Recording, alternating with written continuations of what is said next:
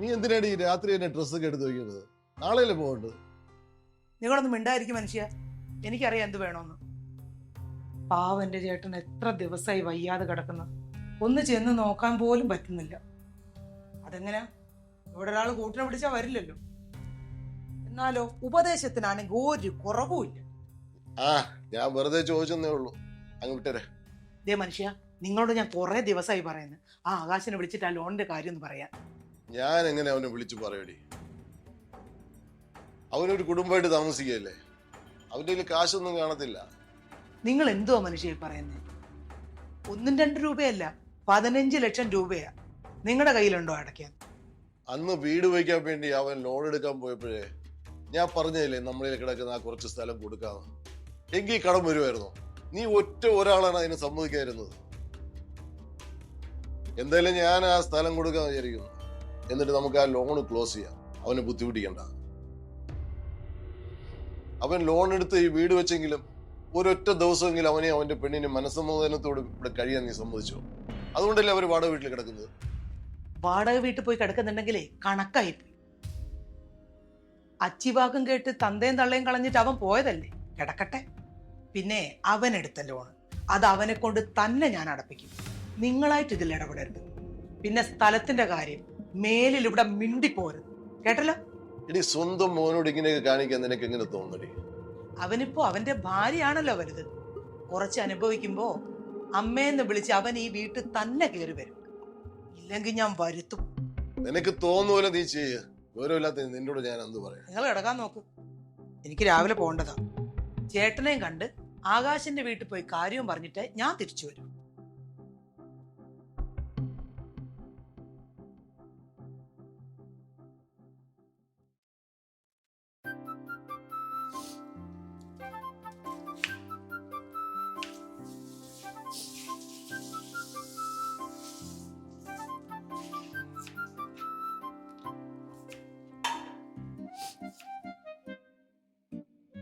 മോനെ ആകാശേ, നമുക്കേ ഇന്നത്തെ ആവശ്യത്തിന് അറിയാൻ പറഞ്ഞ നാളത്തേക്കല്ല. നീ എങ്ങനെ കളിയാക്കിയൊന്നും വേണ്ട. ഞാനിതൊക്കെ പഠിച്ചു വരുന്നതല്ലേ ഉള്ളൂ. എങ്കിലും ഞാൻ നിന്നെ സഹായിക്കില്ലേ? താൻ പഠിച്ചു വരിക എന്നുള്ളത് മനസ്സിലാവുന്നുണ്ട്. അല്ല, ഇതിപ്പോ ഏത് കരക്കിടാനാ? ഇത് ഇന്നതൊന്നും ഇല്ലല്ലോ. ഇവിടെ പച്ചക്കറി കൊണ്ട് ഫാഷൻ ഷോ ഒന്നും അല്ലല്ലോ നടത്തുന്നത്. എങ്ങനെ അറിഞ്ഞാലും കഴിക്കാൻ ഉള്ളതല്ലേ. അതിന് മോനെന്തിനെങ്ങനെ കരയുന്നേ? പിന്നെ സവാള അറിയുമ്പോൾ കണ്ണീന്ന് കണ്ണീരല്ലാതെ വേറെ എന്തെങ്കിലും വരും? ഒരു സവാള അരിയുന്നതിനല്ലേ ഈ പൊങ്ങില്. എങ്കിൽ പിന്നെ നീ തന്നെ അരി. നിന്റെ കണ്ണീന്ന് കണ്ണീര് വരാതെ നീ ഈ സവാള അരിയുടെ എനിക്കൊന്ന് കാണണമല്ലേ. മോനൊരു കാര്യം ചെയ്യ്, മോൻ പോയി ഒരു പണി നോക്ക്, ഞാൻ നോക്കിക്കോളാം. അത്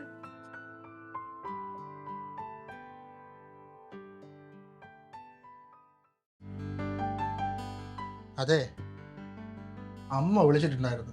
അമ്മാവന്റെ വീട്ടിൽ പോയിട്ട് തിരിച്ചു വരുമ്പോ ചിലപ്പോ ഇങ്ങോട്ട് വരാൻ സാധ്യതയുണ്ട്. താനെന്തത് നേരത്തെ പറയാഞ്ഞേ? അമ്മ വരുന്നറിഞ്ഞെങ്കിൽ ഒരു കൂട്ടം കറിയും കൂടി വെക്കായിരുന്നു. എന്നെ ഇപ്പോഴാ വിളിച്ചു പറഞ്ഞ. അതുമല്ല, താൻ ഉണ്ടാക്കുന്ന ആഹാരം എന്തെങ്കിലും കഴിക്കും തോന്നുന്നുണ്ടോ? എടോ, ഇതിപ്പോ കുറെ നാളായില്ലേ, ആദ്യമായിട്ടല്ലേ അമ്മ ഇങ്ങോട്ട് വരുന്നത്. ചിലപ്പോ സ്വഭാവത്തില് മാറ്റമൊക്കെ വന്നു കാണും. സംസാരിച്ചപ്പോ അവരുടെ സ്വഭാവത്തിൽ ഒരു മാറ്റവും എനിക്ക് തോന്നിയില്ല. നീ ഇവിടെ കാണോ കാണില്ല എന്നാണ് ആദ്യം എന്നോട് ചോദിച്ചത്. അമ്മയ്ക്ക് എന്താ എത്ര ദേഷ്യമെന്നാ ഞാൻ ഇത്ര ആലോചിച്ചിട്ട് മനസ്സിലാവാത്തത്. കുറെയൊക്കെ ഞാൻ അഡ്ജസ്റ്റ് ചെയ്തല്ലേടോ അവിടെ. അതൊന്നും താൻ ഓർക്കണ്ട. അന്ന് നമ്മൾ അവിടെ നിന്ന് ഇറങ്ങിയോണ്ടാ നമ്മളിപ്പോൾ ഇങ്ങനെ സമാധാനത്തോടെ ജീവിക്കാൻ പറ്റുന്നത്. നമ്മുടെ ലോകത്ത് നമ്മൾ മാത്രം മതി. ഇനി എന്ത് വന്നാലും നമ്മളത് ഒരുമിച്ച് നേരിടും. അല്ല, അമ്മ എപ്പോഴാ വരുന്നേ? അമ്മാവന്റെ വീട്ടിൽ നിന്ന് ഇറങ്ങുമ്പോൾ വിളിക്കാന്നാ പറഞ്ഞേ. താനിപ്പോ ഇന്ന് ലീവാണോ? ഇല്ല, എനിക്കൊരു ക്ലയന്റ് മീറ്റിംഗ് ഉണ്ട്. അതുകൊണ്ട് വർക്ക് ഫ്രം ഹോമാ. അയ്യോ, ലേറ്റ് ആയി, ഞാൻ ഇറങ്ങുവാണേ.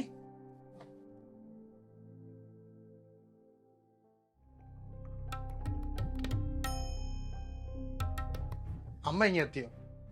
മാവന്റെ വീട്ടിൽ നിന്ന് ഇറങ്ങുമ്പം വിളിക്കാന്നല്ലേ പറഞ്ഞേ? ഞാൻ വന്ന് പിക്കുവായിരുന്നല്ലോ. ഓ, എന്തിന്? അമ്മ ഇപ്പൊ എല്ലായിടത്തും ഒറ്റയ്ക്ക് തന്നെയല്ലേ പോകുന്നത്. പിന്നെ മാമന്റെ വീട്ടിൽ നിന്ന് ഇങ്ങോട്ട് വരാൻ എനിക്കറിയരുത്.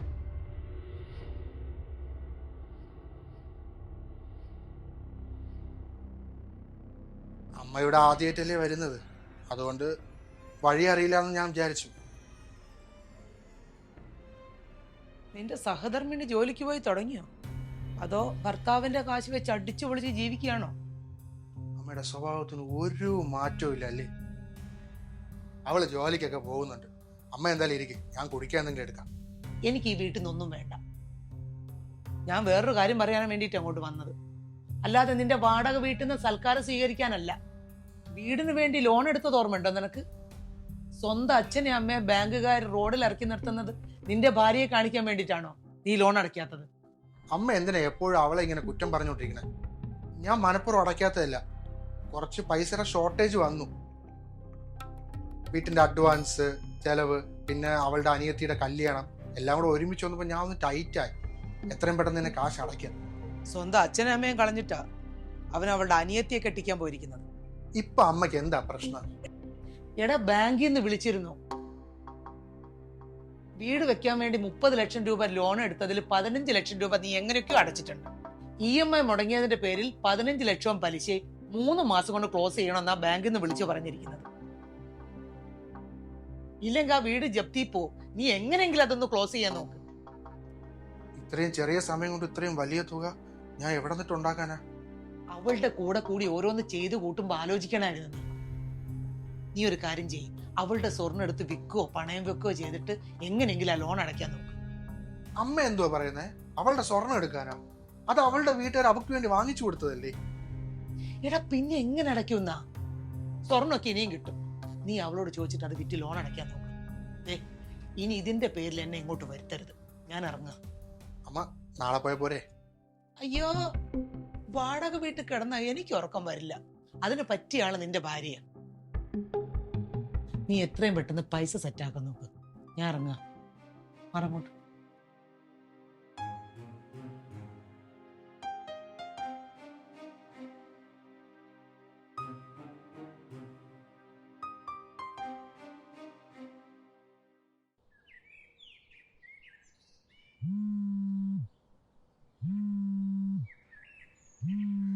ആകാശ, ഇവൻ എന്തിനു വിളിക്കണ? ഹലോ. ആ എടാ, നീ തിരക്കിലാണോ? ആ ഇല്ലടാ, നീ പറഞ്ഞോ. അതേടാ, കുറച്ച് ഫണ്ടിന്റെ ഷോർട്ടേജ് ഉണ്ടായിരുന്നേ. അപ്പോ നിന്റെ എല്ലാം ഒന്ന് മറയ്ക്കാനുണ്ടാവോ? എന്റെ ഇപ്പം പൈസ ഒന്നും ഇല്ല. നിനക്കിപ്പോ എത്ര വേണ്ടത്? ഒരു 3 ലക്ഷമെങ്കിലും കാണോ? എന്റെ പൊന്നെ, 3 ലക്ഷം രൂപയെ? എടാ, എനിക്കാണെങ്കിൽ ആപ്പാട് ഇപ്പം ബിസിനസ് ഒക്കെ ഡള്ളാണ്. എന്റെ ഇപ്പൊ എങ്ങനെ പോയാലും മറിക്കാൻ കാണില്ല. ഒരു 1 ലക്ഷമെങ്കിലും കാണോടാ? എടാ പിന്നെ എനിക്ക് കുറച്ച് തിരക്കുണ്ട്, ഞാൻ വിളിക്കാം കേട്ടാ. അവനെ സഹായിക്കാത്തോണ്ടേ ഉള്ളൂ. മനുഷ്യൻ കഷ്ടപ്പെടുന്നതിന്റെ പാട് നമുക്കറിയാം.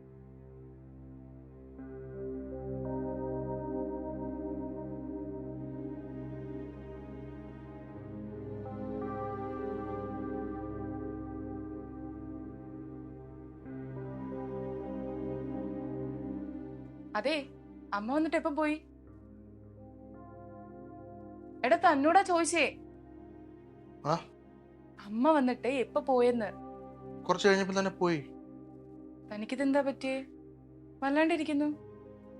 ഒന്നുമില്ല, അത് തനിക്ക് തോന്നുന്നതാ.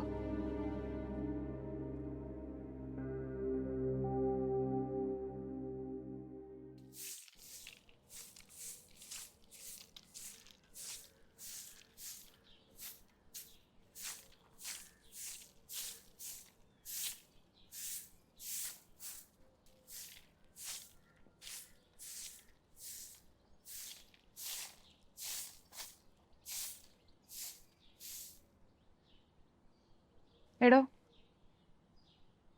തനിക്കിതെന്താ പറ്റിയേ? വന്നപ്പോ മുതൽ ഞാൻ ശ്രദ്ധിക്കുക. ഏയ്, ഒന്നുമില്ലടാ. എടോ, എന്തെങ്കിലും ഉണ്ടെങ്കിൽ പറയേ. ഒന്നുമില്ലെന്ന് ഞാൻ പറഞ്ഞില്ലേ?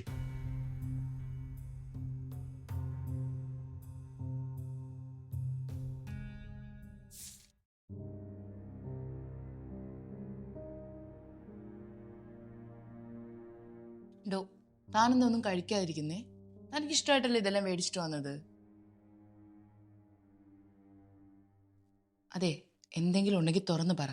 താ ഓക്കെ ആണോ? ഈ എന്തെങ്കിലും ഉണ്ടെങ്കിൽ ഞാൻ നിന്നോട് പറയാം, അല്ലാതെ എന്റെ പുറകെ നടന്ന് പ്രശ്നമുണ്ടോ എന്ന് ചോദിച്ച് നടക്കാതെ. ഉഫ്, എന്തൊരു ശല്യോടോ തായത്.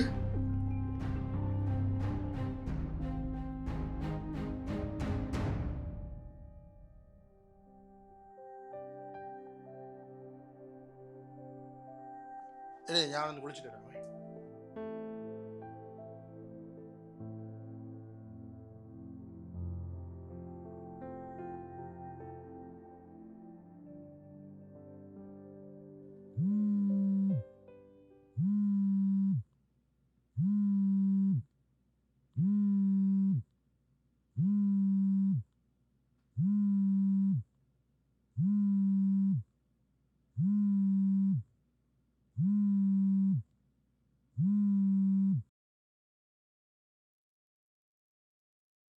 എന്തായി?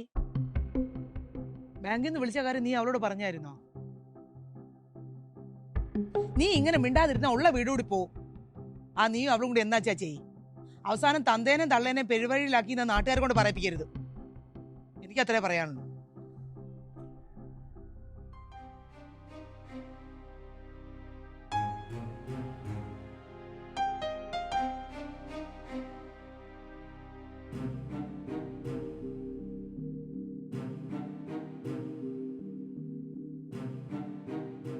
എന്താടോ?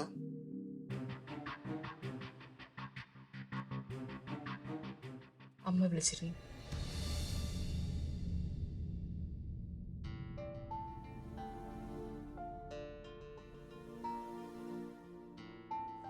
തനിക്കെല്ലാം എന്നോടൊന്ന് പറയായിരുന്നു. എല്ലാം നമ്മൾ ഒരുമിച്ചല്ലേ ഷെയർ ചെയ്തിരുന്നേ. എടി, അത് താൻ സങ്കടപ്പെട്ടാലോ എന്ന് കരുതിയിട്ടാ ഞാനൊന്നും പറയാതിരുന്നത്. ഞാൻ സങ്കടപ്പെടുമെന്ന് വിചാരിച്ച് എല്ലാം മറച്ചു വെച്ച് താൻ സ്വയം സങ്കടപ്പെടുന്നു അല്ലേ? ആദ്യമേ താനിത് എന്നോട് പറഞ്ഞിരുന്നെങ്കിൽ ഇത്രയും പ്രശ്നം ഉണ്ടാകില്ലായിരുന്നു. അതുപോട്ടെ, നമുക്ക് എന്റെ സ്വർണം പണയം വെക്കാം. അത് തികഞ്ഞില്ലെങ്കിൽ വീട്ടിൽ നിന്ന് ചോദിച്ച് വാങ്ങാം. താൻ വെറുതെ ഇതോർത്ത് ടെൻഷൻ ആവണ്ട. തന്റെ സ്വർണം പണയം വെക്കുക എന്നൊക്കെ പറഞ്ഞ അത് ശരിയല്ല. അതുമല്ല, തന്റെ വീട്ടുകാരെ അറിഞ്ഞാലും. വീട്ടുകാരൊന്നും പറയാൻ പോകുന്നില്ല. ഇതിപ്പോ എന്റെ സ്വർണ്ണമല്ലേ. എടി, എന്നാലും അത് ശരിയാവൂ? അതൊക്കെ ശരിയാവും.